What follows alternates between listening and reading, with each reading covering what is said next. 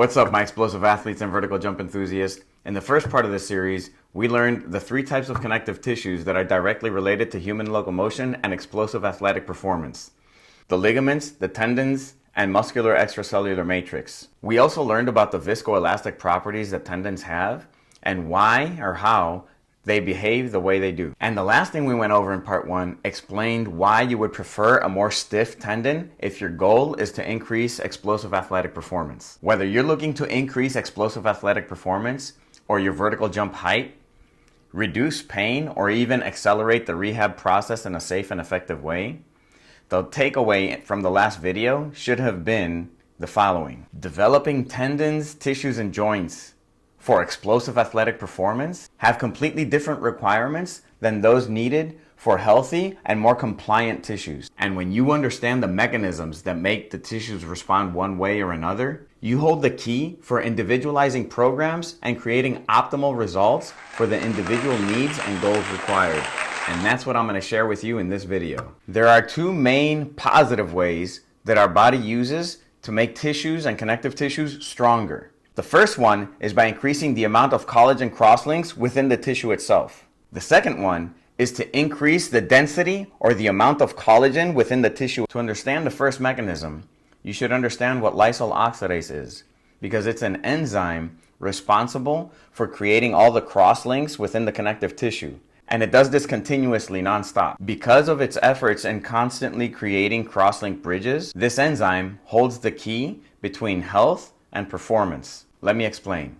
From part 1, we know that breaking crosslink bridges between the connective tissues allow shear forces to take place, which make the tissue more compliant. To a certain degree, the more compliant or elastic a tissue is, the more shear forces it can handle, and the healthier the tissue is. The proper stimulation for this to take place is slow, heavy loading forces.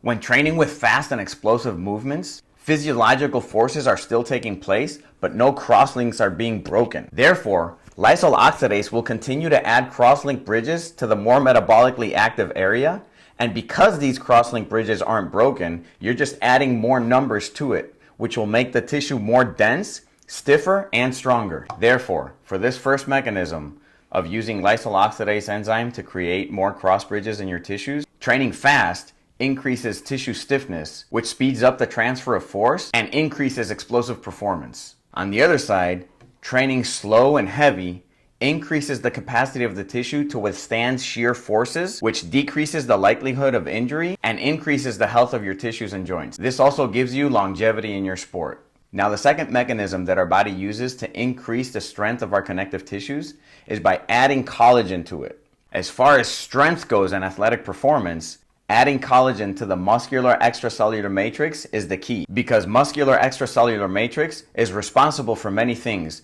including cellular signaling, helping create the neuromuscular junction, and is responsible for 80% of the force a muscle is capable of exerting. This means that bigger muscles do not equal increases in force production. This makes strength, as far as athletic performance goes, highly dependent on the density and the capacity that the muscular extracellular matrix has to withstand forces. Therefore, any athlete wanting to increase strength and generate higher levels of explosive power without gaining muscle mass or weight, which is highly important if you want to increase your vertical jump or in combat sports where they have weight classes, must focus their training regimen on increasing muscular extracellular matrix. The transcription factor needed to increase the expression of collagen, regulate the formation of connective tissue, and increase the production and density of the extracellular matrix in the muscle is called EGR1. And EGR1 is responsible for upregulating all types of collagen. And right now, we know about 28 of them. Now, this transcription factor is stimulated with heavy loads, or when you create forces above 85%. And you can increase or stimulate this cofactor even more when your work to rest ratio is high, which means that in your training, you should have adequate amount of rest between the first time you produce a force and the next time, or between sets. On the next video, I'm going to share with you specific strategies and tactics so that you can apply all this information for your own individual needs and goals. So make sure you subscribe and hit the alert button so you don't miss out on the information.